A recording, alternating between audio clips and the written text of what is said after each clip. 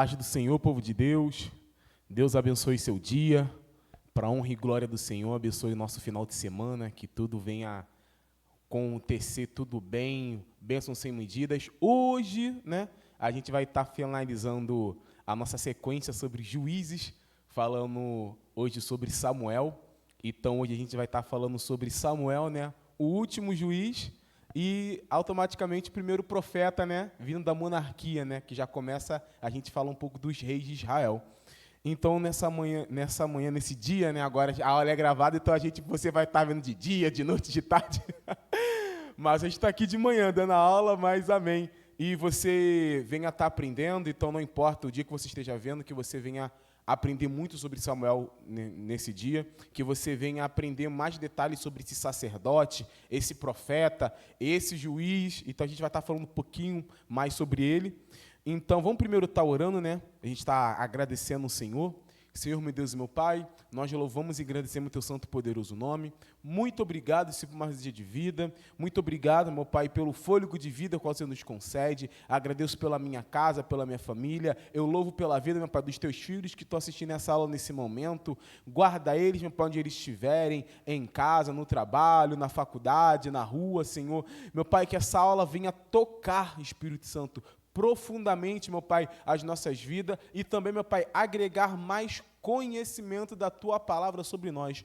Muito obrigado, Senhor. Assim que eu lhe peço e lhe agradeço, em o nome de Jesus, meu Pai. Amém. Então, a gente hoje vai estar falando aí, que tem o título aí da aula, Samuel, o último juiz. Então, a gente vai falar hoje, focar sobre Samuel. Quem já conhece a história de Samuel, a gente sabe que fala dos primeiros reis, de Israel. Só que a gente não vai focar sobre os reis de Israel, a gente vai falar literalmente sobre a vida de Samuel, porque reis dando já um spoiler, vai ser o tema das próximas aulas, então eu não vou me aprofundar muito, mas que a gente veio aprender sobre o profeta, o sacerdote ou o juiz Samuel. Então a gente veio no slide, a gente está vendo que a tribo que Samuel ele nasceu. Samuel ele é nascido da tribo de Efraim.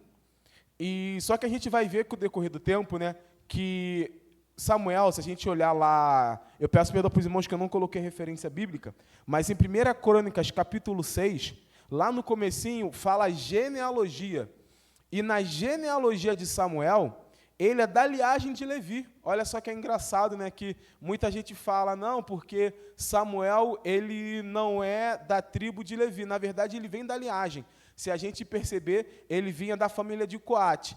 Quem foi Coate? Aí, se a gente vê 1 Crônicas, capítulo 6, Coate, ele era filho de Levi e avô de Arão. Então, a gente sabe que, se a gente voltar um pouquinho no passado, Deus ele pega a tribo de Levi, os descendentes de Arão, toda a tribo de Levi seria ali chamado para o sacerdote real, porque eles não ganharam terra. Vamos relembrar um pouquinho. A tribo de Levi foi a única tribo que não teve terra, era a tribo que era espalhada sobre todas as outras tribos, e eles eram sustentados por essas tribos. Então, a gente vai ver que a família, a linhagem de Samuel, ele vem da linhagem de Levi. Ele não vem automaticamente direto da família de Arão, mas ele vem sim da linhagem de Levi. Então, às vezes, a gente vê pessoas falando que Samuel, que Deus não consagrou mais ninguém da tribo de Levi, que Samuel veio de outra tribo, não. Samuel, ele nasceu em Efraim, mas a linhagem dele é da tribo de Levi. É como se uma pessoa, eu dou o meu exemplo, mas meus filhos são carioca, mas eu e minha esposa somos carioca. Se eu tiver um filho aqui em São Paulo, ele vai ser paulista, mas a linhagem dele é totalmente vindo de pessoas do Rio de Janeiro. Então, praticamente, a gente vai estar falando nessa linhagem. Então, é praticamente isso. O tempo de juiz, a Bíblia ela não especifica, apenas diz que Samuel ele julgou Israel todos os dias durante sua vida. Então, a Bíblia ela não informa quantos anos Samuel tinha quando ele faleceu, a gente vai falar isso um pouco mais para frente, e também não fala quanto tempo durou, o seu processo como juiz, como sacerdote ou profeta em Israel.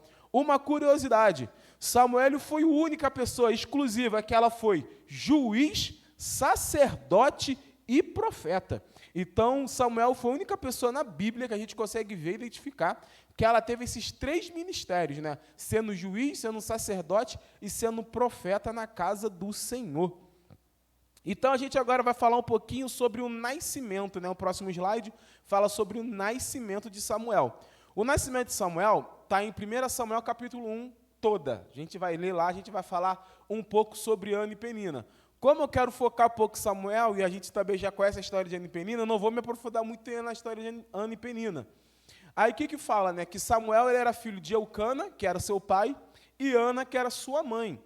Ana era estéril, pois o Senhor a deixou assim. Então a gente tem que lembrar que quem deixou a Ana estéril foi o próprio Deus, como está de acordo com 1 Samuel capítulo 1. E Penina, que era outra esposa de Eucana, tinha muitos filhos. E era outra esposa de Eucana, e afrontava Ana, por ela não ter filhos. Então a Ana era afrontada por Penina, porque ela era estéril, e Penina tinha muitos filhos. Ana decide se humilhar, e ela orou para ter um filho, né, e entregar esse filho ao Senhor. Aí a gente vê, né, na passagem que Eli acaba achando que ela estava grávida, ela fala que não está grávida, ela só é bêbada, na verdade, e ela fala que não está bêbada, e ela fala que é só uma mulher amargurada, né, que ela está amargurada, que ela está com o espírito ali entristecido. Aí o profeta, né, Eli, ele fala, então Deus faça conforme a tua petição. E na palavra fala que quando ela faz o voto com Deus, ela fala que faz um voto de Nazireu. Aquele mesmo voto que fez com Sansão. A gente vai falar um pouquinho sobre o voto de Nazireu. E ela falou que ia entregar esse menino ao Senhor, né? Ia deixar lá no templo, né, lá em Siló, entregar ele para Eli assim que Samuel desmamasse. Então a gente vê que o voto de Nazireu, que está em Números capítulo 6, assim como foi falado, quem deu aula sobre Sansão, ele tinha alguns requisitos que você deveria cumprir com o Senhor. Então, toda pessoa que fazia o voto de Nazireu, lembrando, o voto de Nazireu, ele não é obrigatoriamente desde que você nasce até você falecer. Se você ler Números capítulo 6, fala que você poderia fazer o voto de Nazireu durante um certo período. Mas só que durante esse certo tempo que você faz esse voto, uma coisa que você não poderia fazer era cortar cabelo, era não beber vinho ou bebida fermentada. Então, naquela época, bebida alcoólica, né, não podia beber, e nem tocar em cadáver. Então, mesmo se uma pessoa da sua casa morresse, para você poder, né, socorrer ela, qualquer coisa, você não poderia tocar, porque você se tornaria impuro. Então, era um voto bem puxado, era um voto bem sério. Também tinha outras coisinhas lá, mas as três coisas que mais chamam a atenção desse voto são esses três tópicos. Então, Samuel, em toda a sua vida, ele foi nazireu, em toda a sua vida ele não cortou o cabelo. Muitos também falavam que ele não podia passar navalha sobre a sua barba, ele não podia beber vinho ou beber bebida fermentada, não podia, né, comer nada da videira. Então tinha muita coisa ali, e também não tocar em coisa morta, tocar em cadáver. Então esse foi o voto de nazireu que Ana fez para poder conseguir ter Samuel. Vamos para o próximo slide. Aí agora a gente falou, né, do nascimento de Samuel, mas só que automaticamente a gente também tem que falar sobre os filhos de Eli. Então, quando Ana entrega Samuel para o sacerdote ou profeta Eli, Samuel ele entrega ali, quando ele desmama, vamos dizer que ele entrega ali com 2, no máximo 3 anos de idade, já para poder servir, né, como sacerdote na casa do Senhor. Mas só que na Bíblia fala, né, que os filhos de Eli, está em 1 Samuel capítulo 2. A Bíblia fala assim, a Bíblia chama Ofni e Finéias, que eram os filhos de Eli, de ímpios e que não se importavam com Deus. Então você vê quão sério era a atitude de Ofni e Finéias. Porque por mais que eles eram filhos de sacerdote, vindo da linhagem, né, da tribo de Levi, eles eram considerados ímpios. Se a gente vê na palavra o que significa ímpio, irmão Lúcio, ímpio é aquela pessoa que literalmente é inimigo de Deus, não tem nenhuma intimidade, não tem nenhuma comunhão, é uma pessoa que desconhece Deus, ele é ímpio. Então, como é que uma pessoa que era sacerdote, era profeta, estava ali dentro do templo, entrava ali no Santo dos Santos, e a Bíblia fala que eles eram ímpios. Aí a gente vai ver agora o que eles faziam para a Bíblia chamar eles de ímpio. Primeira coisa, não cumpriam os deveres de sacerdote. Está em 1 Samuel, capítulo 2, versículo 13. Então, olha o que chama a atenção. Por mais que eles eram filhos de um grande sacerdote, eles não cumpriam os seus deveres como um sacerdote para poder fazer as coisas. Olha a segunda coisa que eles faziam, roubavam parte do sacrifício dos animais. Como a gente falou, né, sobre o holocausto lá atrás, toda vez que oferecia o holocausto, uma parte do holocausto era determinado para poder ficar também para os sacerdotes, na hora do sacrifício. Era uma parte que eles tinham direito para o seu próprio alimento. Só que, o que eles faziam? Eles roubavam praticamente tudo para eles. Se a gente ler um pouquinho, a gente vai ver que eles mandavam, né, um assistente deles, quando a pessoa queria fazer o sacrifício do animal, eles nem esperavam praticamente a carne ali, né, cozer, a carne cozinhar ali no fogo. Rapaz, eles já vinham com um garfo, já arrancava a maior parte para eles, e eles não queriam nem saber do sacrifício que estava fazendo para Deus. Então, você olha, né, imagina a situação que daquele povo que olhava para o Ofni e Finéias, olhavam para eles e não tinha nenhum temor, não tinha nenhum zelo com as coisas de Deus, mesmo eles sendo sacerdotes, tendo uma grande função, uma grande responsabilidade. Olha como isso também poderia, né, contaminar o povo e não fazer o povo seguir seriamente o caminho do Senhor. Então você vê como uma função, né, de estado de liderança, de você estar ali na frente, você não cumprir aquilo que o Senhor ordena que você faça, como isso pode influenciar toda Israel. Terceira coisa, tratavam com desprezo as ofertas de Deus. Assim como falei, eles não davam a total importância, eles não cumpriam todos os requisitos, eles não obedeciam toda a forma, todo o jeito que deveria fazer para poder fazer a oferta do Senhor. Eles estavam nem aí. Eles só estavam ali e queriam coisas para o seu, usufruir para o seu próprio bem. A quarta coisa para mim que eu fico mais indignado com isso. Eles se deitavam com as mulheres perto da tenda do encontro, né? A gente, né, quando deu a aula falando sobre tabernáculo, o que nós vimos, né, que tinha ali a fogueira toda ali para poder fazer o sacrifício, aí vinha a bacia de bronze, aí depois vinha a tenda, né, que entrava ali nos santos, e lá dentro da tenda tinha o santíssimo lugar onde tinha a arca da aliança, e na palavra fala que não chega a ser dentro, mas eles se deitavam com as mulheres na porta da tenda. Então, olha só como eles profanavam, né, o local que deveria ser diretamente só de adoração, um local que a presença do Senhor se manifestava. Olha só como eles tratavam de qualquer maneira, estando ali na presença do Senhor. Aí olha o que acontecia com Samuel vendo tudo isso, né? No meio desse mau exemplo, Samuel, ainda jovem, não deixou ser influenciado.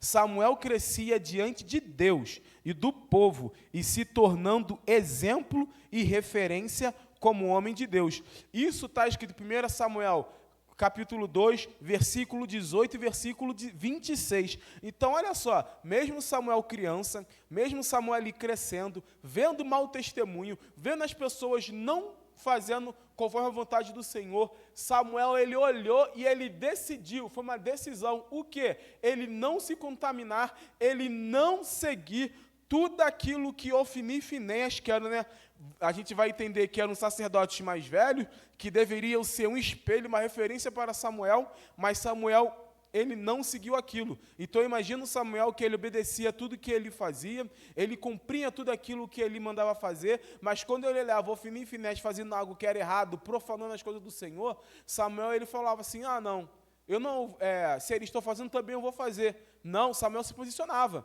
Por mais que ele era jovem, ele era uma criança, eles estão fazendo errado, porque o que ele está me ensinando é a fazer a coisa correta. A mesma maneira que ele ensinou Ofni e Finéias a fazer o caminho correto, ele está me ensinando. A diferença é que Ofni e Finéias começaram a fazer coisa da vontade dele, e eu não vou fazer, eu vou fazer tudo aquilo que me é me ensinado. Se é para mim não fazer não tomar essas atitudes, eu não vou tomar. Então você vê que, olha como, por mais que o ambiente ele pode te influenciar a tomar certas atitudes erradas, olha só como é que uma pessoa que tem posição, olha só uma pessoa que ela entende que aquilo errado ela não deve fazer, e quando ela tem um posicionamento, ela não faz. Então, mesmo Samuel sendo criança, ou já ali um adolescente, ele já estava ali posicionado. Ele já sabia que não deveria tomar aquela atitude. E a gente traz isso para os nossos dias, a gente vê que é a mesma coisa. Muitas vezes a gente tem um ambiente familiar que é propício. Nós fazemos muita coisa. Às vezes a gente tem um ambiente familiar que os nossos parentes, né, gostam de tomar uma bebida alcoólica, gostam de fumar, gostam de ter atitudes promíscuas, e você fala, olha só, fulano está fazendo, mas eu não vou fazer. Fulano, ele tem certas atitudes, mas eu não vou tomar. Eu falo isso sobre, né, o meu pai.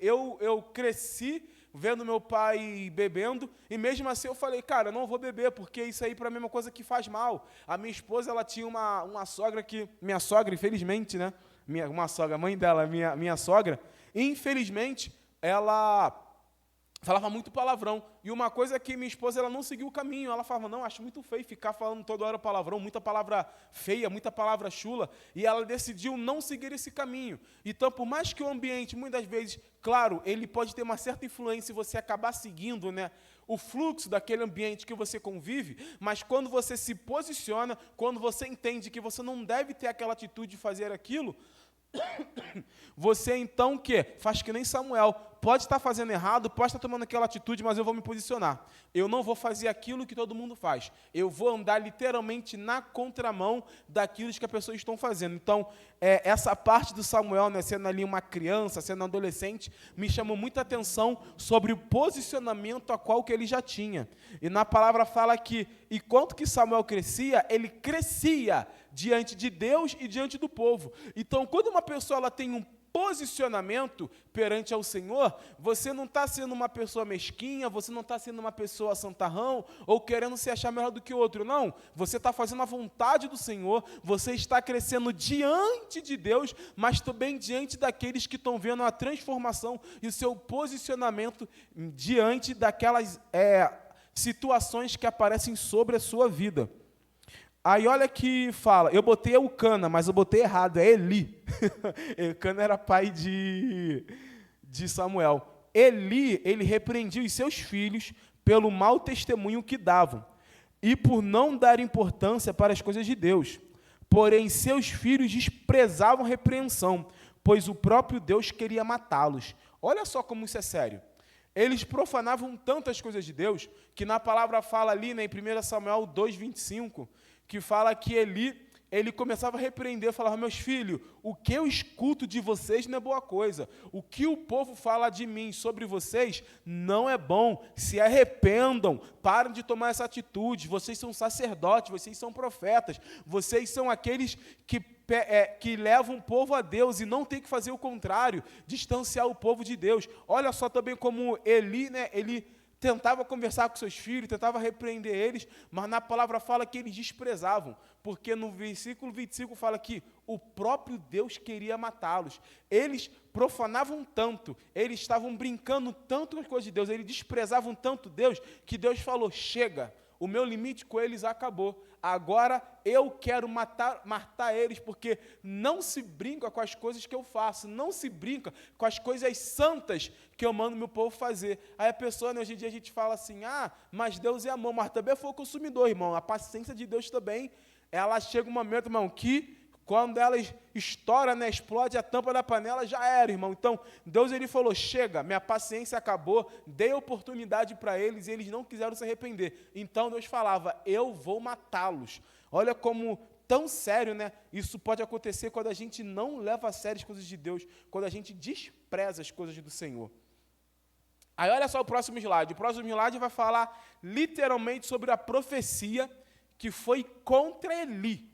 Então, Deus, ele pega um homem de Deus, que na palavra ela não fala o nome do profeta, não fala o nome dessa pessoa, só fala que Deus levanta um homem de Deus para poder profetizar para Eli. Isso está em 1 Samuel, capítulo 2, do versículo 27 ao 36. Qual era o contexto dessa profecia? Então, a gente vai por tópico, a gente vai entender o que Deus falou diretamente para Eli. Então, Eli já sabia tudo que seus filhos faziam, ele estava ciente, mas ele só repreendia. Aí, olha só o que Deus agora está falando diretamente para Eli. Deus, ele não estava falando para Ofni e Finéias, porque Ofni e Finéias já sabia o que eles estavam fazendo. Deus, ele está falando para Eli, o pai deles. Olha o que Deus fala. Eli, ele honrava mais os seus filhos do que Deus. Então, olha só, a atitude de Eli em só repreender seus filhos não bastava. Por quê? Porque se você está vendo, né, a pessoa que está tocando em qualquer coisa da casa de Deus, de qualquer maneira, fazendo as coisas com desprezo, não honrando, tocando as coisas do santo dos santos, em pecado, em profanação, qual é a primeira coisa que um líder espiritual tem que fazer? Pegar aquela pessoa, né, que está ali fazendo aquela coisa errada, aquela coisa que está profanando, está vendo que aquela pessoa não está levando tão a sério, afasta um pouquinho, chama para conversar, queira entender o que aquela pessoa está fazendo, por que ela está nessa vida, por que ela está nessa atitude, por que ela decidiu se rebelar contra as coisas do Senhor, e mesmo assim estando rebelde, ela está tocando em coisas que não deveria tocar. Então, qual era a primeira atitude de Eli? Por mais que eram seus filhos, ela falou: filhão, vem cá. Para, sai, vamos se afastar, vocês estão tocando em coisas que vocês não estão entendendo ainda. Então vocês saiam, por mais que vocês são da linhagem de Levi, por mais que vocês são, né, pela linhagem, vocês são escolhidos para ser sacerdote, mas também não é de qualquer jeito. Mas só que ele só falava, e via que seus filhos estavam fazendo a mesma coisa e deixava. Então, o pecado de Eli era um pecado de omissão. Então, se ele via que seus filhos tocavam nas coisas de Deus de qualquer jeito, de qualquer maneira, e mesmo assim ele sabendo que ele estava em pecado, estava em erro, estava profanando, e deixava, Eli também era cúmplice do pecado deles. Eli era omisso, né? Então, se eles deixavam isso acontecer, então automaticamente que ele falava, ele prefere amar tantos filhos que deixa os seus filhos tocar nas coisas de Deus de qualquer maneira, independente se eles estão em pecado ou não. Então, automaticamente, ele estava honrando mais os seus filhos do que honrando a Deus. E na palavra fala, né, Jesus, o que ele fala? Jesus, ele fala, aquele que coloca, né, pai, mãe, filho, filha, qualquer coisa acima de mim, não é digno de mim. Então, a gente tem que colocar Deus acima de todas as coisas. Então, a primeira coisa que Deus está ensinando é, a gente não pode honrar mais nossos filhos, honrar mais o nosso colega, que a gente ama tanto, está profanando as coisas de Deus. Nós que somos, né, temos um cargo ali de liderança, somos autoridade espiritual, temos que entender o caso e, naquele momento, afastar, não deixar tocar as coisas de Deus de qualquer maneira. Olha a segunda coisa, a linhagem de Eli e a família de seus pais não seria mais sacerdote. Olha só aqui, o que a família dele teve como consequência? Por Eli ser omisso, por Eli não saber repreender, tirar, separar, né, quem estava fazendo coisa que não agradava do Senhor na hora certa. Aí Deus ele fala, quer saber? Então, toda a sua família, toda a sua linhagem ali, não vai ser mais sacerdote. Olha a terceira coisa que Deus fala, Deus irá honrar somente aqueles que honram, e desprezar quem o despreza. Quando a gente fala, né, Deus honra aquele que honra ele, despreza quem o despreza, a gente está falando exatamente nessa passagem. Então Deus está falando, estou cansado, já faz muitos anos, porque quando a gente vê, irmão, essa passagem aqui, essa profecia, não é alguns meses que Ofni e Finéias e Eli, eles estão ali pecando, eles estão ali fazendo coisa que Deus não agrada. Não é um pouco tempo, foram anos. Foram anos que isso aconteceu. Foram muito tempo, Deus ele deixando, né? E Deus dando um corda, Deus permitindo isso acontecer. Mas só que chega um momento que Deus ele puxa a corda, ele fala, chega. Então chega um momento que Deus ele dá um basta. Então ele fala, eu vou honrar aqueles que me honram. Por mais que eu prometi que a linhagem, né, de Levi seria sacerdote na minha casa, mas vocês não me honram, vocês me desprezam. Então, se vocês estão me desprezando, eu também vou desprezar vocês e vou honrar aqueles que me honram. Aí o que Deus ele fala? Olha a quarta coisa. Não existirá mais idosos na família de Eli. Olha o que vai acontecer, não vai ter mais velho, irmão. A pessoa não vai chegar mais na fase de ser um idoso. Aí olha o quinto, que está totalmente ligado. Toda a sua linhagem morrerá no vigor da vida. Então, quer dizer, toda pessoa vai morrer jovem. Vamos dizer que naquela época a pessoa poderia morrer com seus 30, no máximo com seus 40 anos, mas vai estar naquela faixa etária, irmão. No seu vigor da vida, toda a linhagem vai morrer. Não vai ter ninguém mais chegando a ser idoso. Olha só como que cruel, como foi duro, só pelo fato de Ofni e Finéias desprezarem Deus e ele ser omisso com as coisas do Senhor. E olha o que Deus mais fala, Ofni e Finéias irão morrer no mesmo dia. Deus ele falou, não adianta. Na palavra já falava que Deus queria matar, ele fala, eles vão morrer no mesmo dia. Aí olha que Deus fala, que ele já está falando ali, né, sobre Samuel. Deus irá levantar um sacerdote que agirá de acordo com o seu coração e com o pensamento dele. E a última coisa que fala, o que restar da família de Eli, todos aqueles que sobrarem, irão se humilhar para esse sacerdote. Para quem? Para Samuel, pedindo um pedaço de pão ou uma moeda. Então, olha que duro que foi essa profecia contra Eli. Olha que duro Deus levantar um homem de Deus que, como eu disse, não fala quem é, e entregar essa profecia contra Eli. A gente vê que não tem nada de bom aqui, irmão. Não tem nada que Deus vai dar vitória, que Deus está honrando, que vai descer chave. Irmão, palavra dura, palavra de conserto, e palavra que Deus já falou assim, vai acontecer, e eu não vou atrás da minha palavra, e é isso que eu tenho para você. Então, olha só como foi tão duro, né, essa palavra para Eli e toda a sua casa. Vamos para o próximo slide. No próximo, a gente vai falar sobre o chamado de Samuel. Então, a gente vai ver que o chamado de Samuel está falando em 1 Samuel capítulo 3. Olha o que acontece. Um certo dia, Deus chama Samuel pelo seu nome. Samuel estava deitado, Samuel, nessa fase, a gente julga, né? Pelo que a gente entende, Samuel já era um adolescente.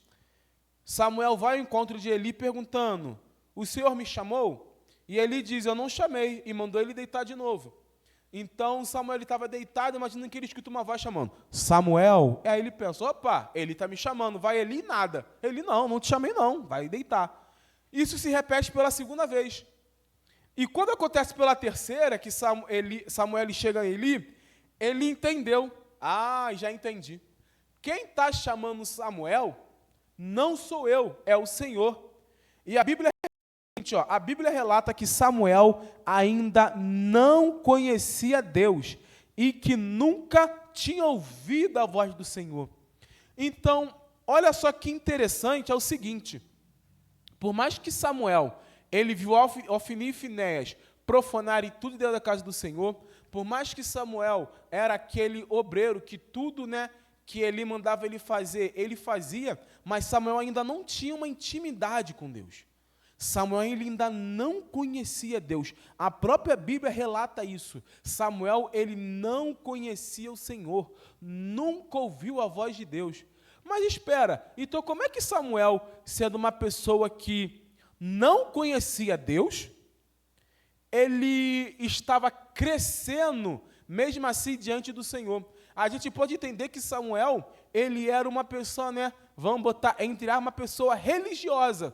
Como assim, irmão Lúcio? Ele obedecia tudo que tinha que fazer. Ele sabia todos os processos, ele sabia como é que eu tinha que fazer uma oferta, como é que eu tinha que fazer um sacrifício, ele sabia como é que ele deveria entrar nos santos dos santos, ele sabia como é que deveria ser a forma dele de reverenciar a Deus, as atitudes que ele deveria tomar. Ele sabia tudo isso, ele sabia todos os jeitos que ele deveria se comportar diante ao Senhor. Mas olha que engraçado, ele não tinha nenhuma intimidade com Deus.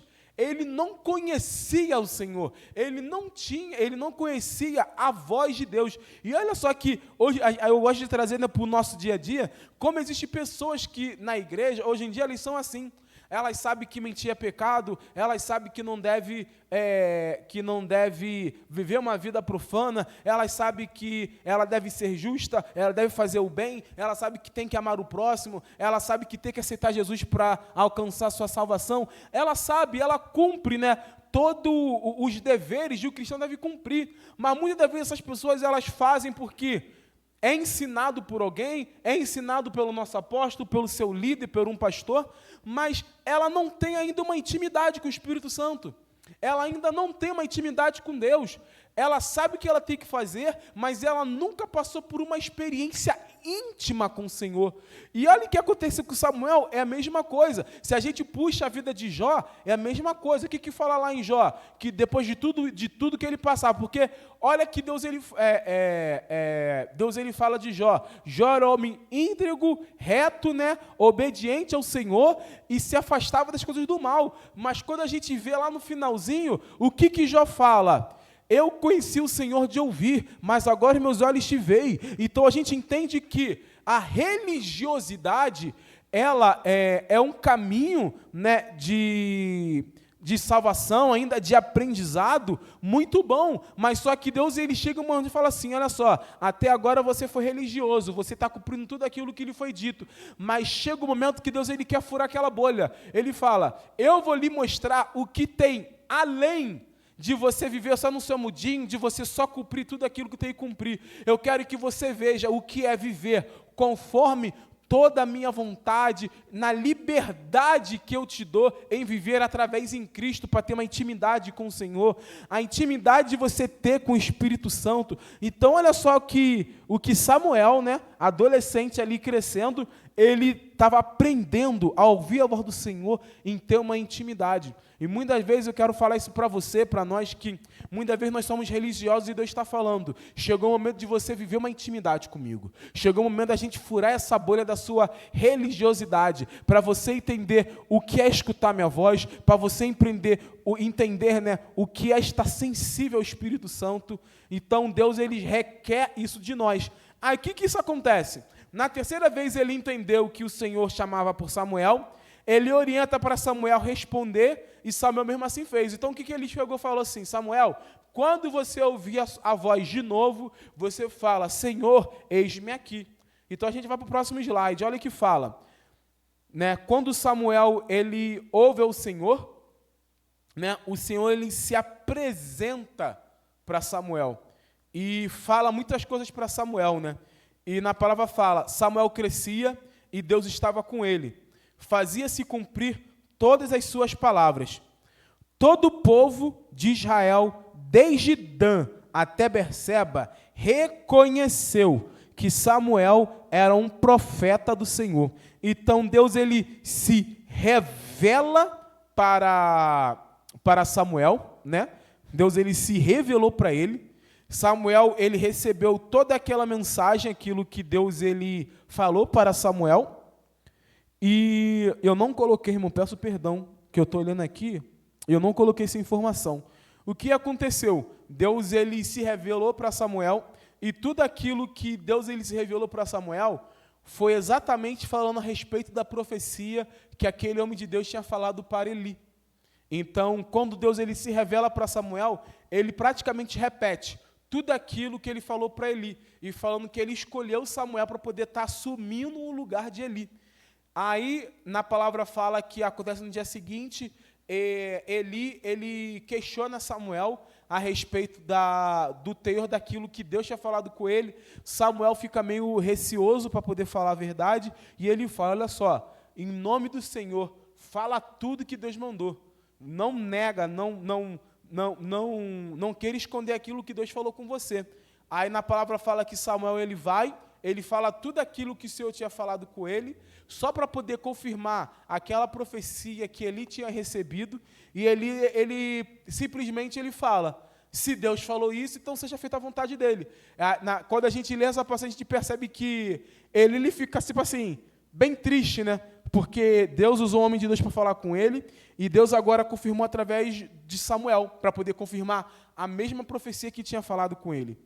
E depois disso, o que fala, né? Que Samuel ele ia crescendo, tudo aquilo que Samuel falava, Deus fazia se cumprir através da boca de Samuel. Então a gente estava vendo que Samuel estava crescendo como um sacerdote, e ele já estava sendo reconhecido como um profeta no meio do povo de Deus. Então ali todo o povo reconheceu, olhava para Samuel e falava, ó, esse menino é um profeta. Esse menino, ele não é igual o Fininho e Finer, não, ele é diferente. Porque tudo aquilo que ele fala, Deus ele vai e cumpre. Tudo aquilo que sai da boca dele acontece. Então, todo o povo começou também a reconhecer o chamado de Samuel. Então, irmão, para a gente trazendo para a nossa vida, é a mesma coisa. Quando você se posiciona, quando você faz a vontade do Senhor, quando você fica ali fazendo a vontade de Deus, não adianta. As pessoas irão reconhecer que você é um grande homem de Deus, que você é uma grande mulher de Deus, um sacerdote do seu lar, uma sacerdotisa do seu lar, um profeta no meio dessa geração. Quando você começa a crescer diante de Deus, Deus também vai você crescer diante dos homens, para honra e glória dele. Aí olha o que acontece, né? Agora a gente vai ter o cumprimento da profecia. Tudo aquilo que Deus falou para Eli, a gente agora vê se cumprindo. Chega um tempo que Israel está em guerra com os filisteus. E a gente vê, irmão, que a guerra com os filisteus não tem fim. Sempre é o povo filisteu pelejando contra o povo de Israel. Aí na palavra fala que os filisteus, eles começam a ganhar a batalha, eles começam a vencer. Aí o que eles fazem, né? O que o pessoal que estava na guerra falou? Manda trazer a Arca da Aliança, porque a Arca da Aliança vindo, Deus ele vai ter misericórdia de nós, a presença de Deus vai estar no campo de batalha e a gente vai ganhar. Aí na palavra fala que eles mandam trazer a Arca da Aliança, Ofni e Finés, né? Eles levam a arca, e na palavra fala que o povo, quando vê a arca chegando, começa a gritar. E fala que o chão começa a tremer, começa aquela loucura, e o povo filisteu, né? Eles começam a ter medo, que ele fala, que alvoroço é esse? Que eles estão gritando? Aí eles descobrem que a Arca da Aliança estava lá, e eles ficam temerosos. Só que levanta um rapaz, né, que ele fala, por que vocês estão com medo deles? A gente está vencendo essa batalha, a gente está vencendo essa guerra. Vamos, povo filisteu, a gente vai lutar com ele, a gente vai vencer. E na palavra fala, né, que Deus estava com o povo filisteu, que Deus estava com a mão ali sobre eles e contra o povo de Israel. E nisso o povo filisteu, mesmo assim, ataca o povo de Israel. Ofni e Finés, eles são mortos e a arca é roubada. Então o povo filisteu rouba a Arca da Aliança. Aí, quando chega o mensageiro para Eli, ele fala que aconteceu uma coisa terrível, ele fala, calma, rapaz, fala comigo o que está acontecendo. E ele fala, né, que os filhos dele, Ofni e Finés, foram mortos. E Eli já recebe aquela mensagem. Só que quando ele fala, a Arca da Aliança foi roubada, na palavra fala que Eli, ele já tinha 98 anos, ele era cego, e ele já era gordo, irmão. Na palavra fala que ele era pesado, era gordinho mesmo, pensa num cara bem gordinho, você está na cadeira.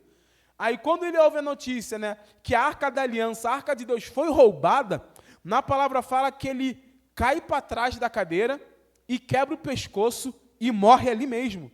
Então olha só como que o cumprimento da profecia que Deus falou acontece na vida de Eli, se cumprindo ali, naquele exato momento. Então a gente vê como é que a profecia, né, o que Deus ele usou aquele homem de Deus para poder falar, estava tudo se cumprindo conforme a mensagem de Deus. Aí agora, o que acontece? A gente vai falar um pouquinho da Arca da Aliança que foi roubada, que o povo filisteu levou lá para eles. Isso fala em 1 Samuel, capítulo 5, capítulo 6. A Arca da Aliança, ela ficou 7 meses no território filisteu. Só que causou um grande terror e pânico para aquele povo. Eles guardam a arca junto com a imagem de Dagon. E numa madrugada, viram a imagem de Dagon caída com o rosto diante da Arca da Aliança. Não sei se vocês lembram quando a gente falou sobre Dagon, foi na aula de Gideão, e a gente colocou uma imagem de Dagon. Dagon exatamente era um homem, né, barbudo, a imagem dele, e da cintura para baixo ele tinha um corpo de sereia. E a gente vê aqui na imagem do lado que eu consegui pegar na internet, a imagem de Dagon, né, caída, prostrada diante da arca. Aí na palavra fala que na primeira vez ele só estava caída. E a gente vê aqui na imagem que já está quebrado, né? Aí eles pegaram a imagem, levantaram, colocaram no lugar, e quando eles voltaram na manhã, isso foi de madrugada, quando eles voltaram na manhã seguinte, a imagem estava caída, só que estava com a sua cabeça e suas mãos quebradas, diante da Arca do Senhor, para você ver como é que era a presença de Deus, né? Que Deus ele não divide a glória dele com ninguém. Por mais que estava ali, né, uma imagem que nós sabemos ali, que é a idolatria ali, que era, na verdade, demônios, que nós estudamos, nós entendendo sobre isso, Deus ele faz aquele ser se prostrar diante dele. Porque Deus fala, ó, por mais que isso aqui pode ser um ambiente sendo adorado para você, mas se eu chego, todo esse ambiente de adoração que está perante você, toda honra e toda glória é minha. E Deus ele prostra Dagon, mostrando para aquele povo que, por mais que Deus permitiu eles roubarem a Arca da Aliança, o verdadeiro Deus era ele, prostrando, né, a imagem com a cabeça em terra diante ao Senhor. Na palavra fala que Deus ele afligiu o povo com uma epidemia de tumores. Então o povo teve muito tumor, irmão. Imagine vários tumores esse povo tendo, uma loucura. Isso durante 7 meses, porque durante 7 meses, se nós estudarmos o capítulo 5 e capítulo 6, a gente vê que primeiro ficou no povo de Asdod, aí o povo de Asdod empurrou para outro povo, aí outro povo empurrou para outro povo, aí chegava um momento que ele falava assim, eles estão trazendo a Arca da Aliança para cá, não deixa não, porque essa Arca da Aliança está trazendo tumor, está trazendo coisa ruim. Então você já entendia que o próprio povo, o povo filisteu, que adorava outros deuses, eles já entendiam que o povo de Israel, o Deus que ele servia, era um Deus muito poderoso. O que eles poderiam fazer, né, reconhecendo que a Arca da Aliança, que a presença de Deus era um Deus maior do que os deuses deles. Fala assim, cara, se a gente está diante de um Deus que é maior do que os nossos deuses, vamos largar a nossa idolatria e verdadeiramente servir esse Deus que o povo de Israel serve. Olha só também a oportunidade, as chances de arrependimento que Deus deu para esse povo filisteu, mas nenhum deles quiseram entender esse lado, se arrepender da sua idolatria e servir o verdadeiro Deus. Eles não, eles estavam só com medo, eles queriam viver as suas próprias vidas, na sua idolatria, nas suas ganâncias, nos seus egoísmos, e eles não queriam mais a presença do Senhor diante ali, porque para eles a presença de Deus era uma maldição diante daquele povo. Então o que eles fizeram, né? Eles decidiram devolver a Arca da Aliança para o povo de Israel, e na palavra fala que a Arca da Aliança ficou na casa de Abinadab durante 20 anos. Isso está em 1 Samuel, capítulo 7, versículo 1. Aí a gente agora, né, tem um time skip, né, que já fala de... A gente já falou de Samuel, ele era um adolescente, e agora a gente fala de Samuel já agindo como juiz. Ele já mais velho, já um adulto, já mais maduro. Na palavra fala que Samuel fala com o povo de Israel para voltar para o caminho do Senhor. Abandonar a idolatria e adorar somente a Deus, pois fazendo isso, o Senhor os livraria dos filisteus. Então olha só como é que a gente pega o mau exemplo de Ofni e Finéias, que era um povo que eles faziam tudo aquilo de profanação, e o povo de Israel não estava seguindo verdadeiramente a vontade do Senhor. Era um povo que não queria saber, e ia voltar para a sua idolatria, porque eles não viam exemplo, eles não viam uma liderança espiritual, eles não olhavam para a sua liderança e conseguiram ver um homem, né, homens de Deus que cumpria a vontade do Senhor. Então eles falam, cara, se os sacerdotes, se eles estão ali profanando, fazendo tudo aquilo que é contra a vontade do Senhor, por que eu vou seguir? Então o povo estava nisso, então voltaram para a idolatria. Mas só que quando Samuel se levanta e fala, olha só, vocês têm que abandonar esses deuses que vocês servem, vocês têm que voltar a adorar só o Senhor, porque se vocês voltarem ao Senhor de todo o coração, Deus vai livrar você dos filisteus. Isso está em 1 Samuel 7,3. Na palavra fala que Deus ele dá vitória para o povo de Israel. O povo de Israel ouve Samuel, eles largam toda a sua idolatria, eles voltam a adorar somente ao Senhor, e Deus ele dá vitória para o povo de Israel sobre os filisteus. E na palavra fala o seguinte, e esteve o Senhor contra os filisteus todos os dias de Samuel. Então, enquanto que Samuel estava vivo, a mão do Senhor era contra o povo filisteu. Samuel foi juiz de Israel durante todos os dias da sua vida. Está falando em 1 Samuel 7,15. Então a gente vê como a liderança de Samuel, ela foi um giro, né? Girou a chave do povo de Israel. Quando via ali um sacerdote ali, que era omisso com seus filhos, e os seus filhos desprezando a coisa do Senhor, Deus ele fala, né, o que ele tinha falado na profecia com Eli, vou levantar um sacerdote que ele está seguindo o meu coração e o meu pensamento. E esse sacerdote era Samuel. Então o povo ele já reconhecia Samuel como um sacerdote, como um profeta, e durante muito tempo ele foi o líder de Israel. Ele agiu como juiz. E a gente agora tem mais um time skip, passa mais um tempo, que Israel ele pede um rei para Samuel. Na palavra fala o seguinte, Samuel fica velho, e seus filhos se tornam líderes sobre Israel. Joel e Abias não andaram no caminho do Senhor, e eram corruptos, aceitavam suborno e eram injustos. Olha só que a mesma coisa que aconteceu com Eli, aconteceu com Samuel. Eli foi omisso com seus filhos, e Samuel, mesmo assim, sendo um grande sacerdote, sendo um grande homem de Deus, os seus filhos, eles eram corruptos. Olha, por mais que Joel e Abias, eles tinham um grande exemplo, um grande profeta, um grande sacerdote, um grande juiz, respeitado pelo povo de Deus, vendo que era um homem de Deus, na palavra fala que Joel e Abias não quiseram seguir o caminho do Senhor. E olha só o que acontece, o povo vendo isso, agora porque você vê como é que é diferente, porque na Bíblia fala que quando o povo viu Eli vendo aquilo, né, eles só reclamavam com Eli, o Finéias está fazendo tudo que é profano. Quando o povo vê que os filhos de Samuel não estavam seguindo conforme, né, o exemplo que Samuel deixou, ele chega e Samuel fala assim, Samuel, você já está velho, você já não consegue liderar, né, o povo de Israel, você já não consegue mais ser o juiz pela sua avançada idade. E os seus filhos não andam pelo caminho que você andou. Os seus filhos não dão testemunho como você dá. Então a gente quer que nem os outros povos. Nós queremos um rei. E na palavra fala que Samuel ele fica indignado, porque ele vê que o povo está rejeitando ele, rejeitando sua liderança. E Samuel vai orar. Quando Samuel ele vai orar, na palavra fala, né? O Senhor diz para Samuel, faz a vontade do povo. Porque esse povo, eles não estão te rejeitando, eles estão me rejeitando como Senhor deles. Porque, automaticamente, o povo de Israel não deveria ter um rei. O rei sobre Israel deveria ser o quê? Ser somente o Senhor. Mas eles queriam imitar igual aos outros povos. Não, se os povos vizinhos que são idólatras têm um rei, a gente também quer um rei. Porque os seus filhos que lideram, eles não servem para ser líderes, eles são injustos, eles dão mau testemunho, eles não seguem o caminho, Samuel, de um homem de Deus que você deixou. Então a gente agora quer um rei sobre nós. Então o povo ele pediu um rei a Israel.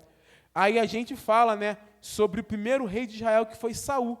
Aí eu não vou entrar muito, irmão, sobre a história de Saul, porque, como eu já falei no começo, né, já dando um spoiler, o próximo tema que a gente vai entrar é sobre os reis de Israel. Então, provavelmente, quando a gente começar a nossa próxima aula, a primeira aula vai ser sobre Saul. Então, eu só vou dar uma pincelada ali, porque Samuel está ligado a esse evento. Então, Saul foi o primeiro rei de Israel.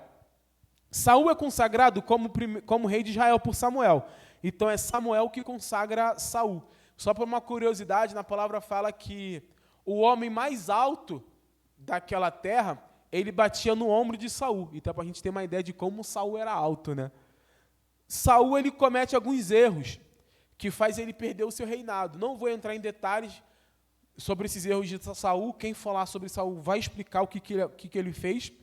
Mas é nessa passagem, né, que a gente conhece aquela famosa passagem que Samuel fala para Saul, é melhor obedecer do que sacrificar, está nessa passagem, e Deus ele repreende Samuel, porque Samuel gostava muito de Saul, e Deus ele fala para Samuel, até quando você vai ter dó, você vai ter compaixão de Saul, se eu já tenho rejeitado ele como rei?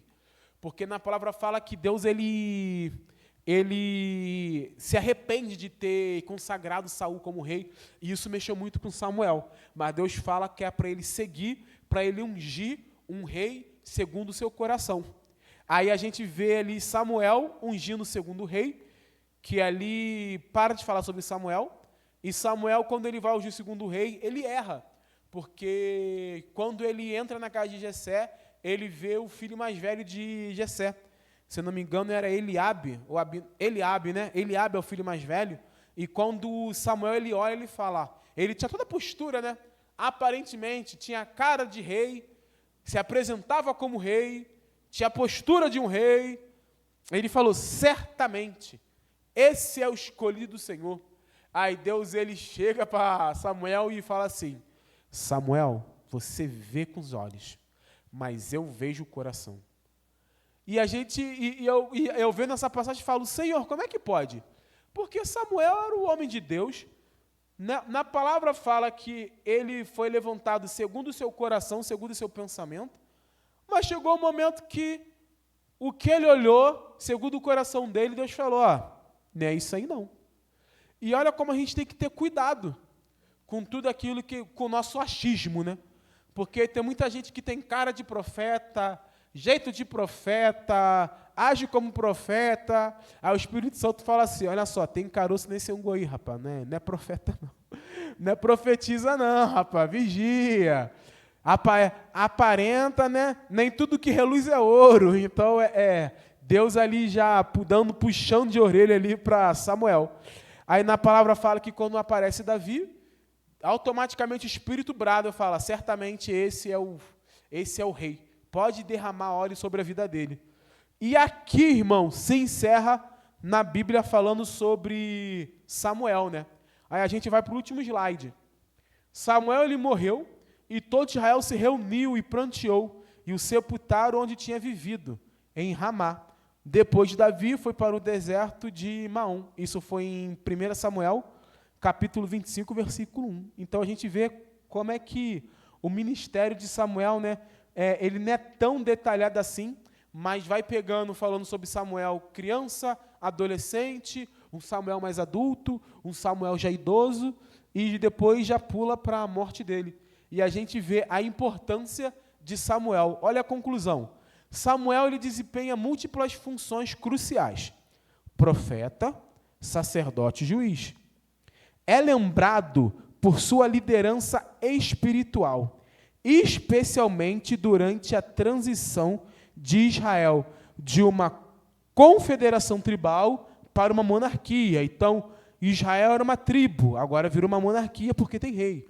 Então, ele que foi importante nessa transição de um povo que era totalmente uma tribo, né? Era tudo tribal, agora não, agora é uma monarquia, agora tem um rei que representa eles. Ele foi profeta, foi o porta-voz de Deus, transmitindo a mensagem divina ao povo de Israel e orientando-os sobre a vontade do Senhor. Isso é ser profeta. Sacerdote, foi consagrado ao serviço do Senhor desde criança e atuou como sacerdote no santuário em Siló, oferecendo sacrifícios e intercedendo pelo povo. Essa era uma função de um sacerdote. E juiz, ele foi juiz em Israel, responsável por administrar a justiça e resolver disputas entre o povo. Ele percorreu o território israelita, exercendo suas funções de juiz com integridade e sabedoria. Então a gente vê como é que foi a importância de Samuel ao povo de Israel. Aí eu tenho uma conclusão, né, para poder a gente fechar, finalizar, que aí é uma curiosidade, porque a gente vê, né, que é o primeiro livro de Samuel, o segundo livro de Samuel, mas só que a Bíblia fala bem pouco de Samuel. Às vezes aí eu me pergunto, eu falo, Senhor, por que o Senhor colocou, né, permitiu colocar 1 Samuel, 2 Samuel, sendo que 1 Samuel e 2 Samuel praticamente só fala de Davi, né? Por que não colocou 1 Davi ou 2 Davi e colocou Samuel?